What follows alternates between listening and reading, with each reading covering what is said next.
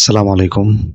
ঢাকা বিশ্ববিদ্যালয়ের লোগোটা আমার ছোটবেলার থেকেই খুবই সস্তা সাদামাটা মনে হয়। কিন্তু এতদিন এটার প্রতি এত খেয়াল করিনি কারণ ঢাকা বিশ্ববিদ্যালয়ের সাথে কোনো সম্পর্ক ছিল না। কিন্তু এখন যেহেতু একটা প্রাউড স্টুডেন্ট হওয়ার সুযোগ পেয়েছি তাই নিজের বিশ্ববিদ্যালয়কে স্মার্ট বানানোর দায়িত্ব নিজের কাঁধেই তুলে নিলাম।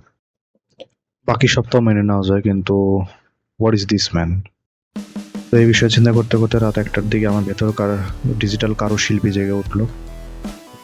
আর আমি হোয়াইট বোর্ডে গিয়ে আঁকাআঁকি শুরু করলাম।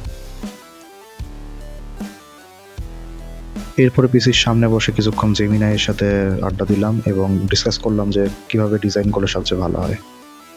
বাই দ্য ওয়ে, রাতের বেলা কফি পান করে কাজ করা কিন্তু মজাই আলাদা। এরপর একটি ডায়েরিতে রাফ ডিজাইন এঁকে নিলাম।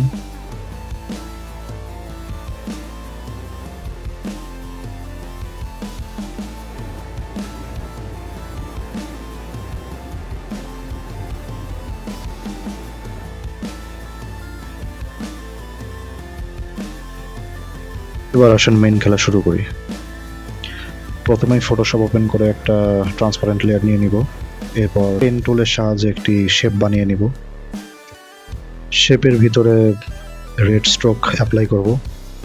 প্রথম শেপটির উপর একটু ফাঁকা ফাঁকা লাগতেছিল তাই পেন টুলের সাহায্যে একটা নতুন শেপ বানিয়ে নিলাম।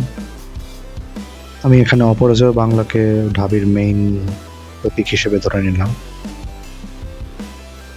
ভাস্কর্যের পিছনে একটি লাইট লাগিয়ে দিলাম যেন শিক্ষাই আলো কথাটা যেন মিসিং না থাকে। আপনাদের কি মনে হয়, শিক্ষা কি আসলে আলো? কমেন্ট বক্সে জানান। ভিতরে ফাঁকা ফাঁকা ভালো লাগতেছিল না তাই ডি আর ইউ অ্যাড করে দিলাম। এবার ভাস্কর্যের নিচে আরেকটি শেপ নিলাম যার উপরে বিশ্ববিদ্যালয়ের মোটো লেখা হবে। রেড স্ট্রোকের উপর একটি হোয়াইট বর্ডার বসিয়ে দিলাম যেন সবগুলো কালারই একটু ব্যালেন্স পর্যায়ে থাকে। আর সবার নিচে the iconic university of Dhaka. That's it.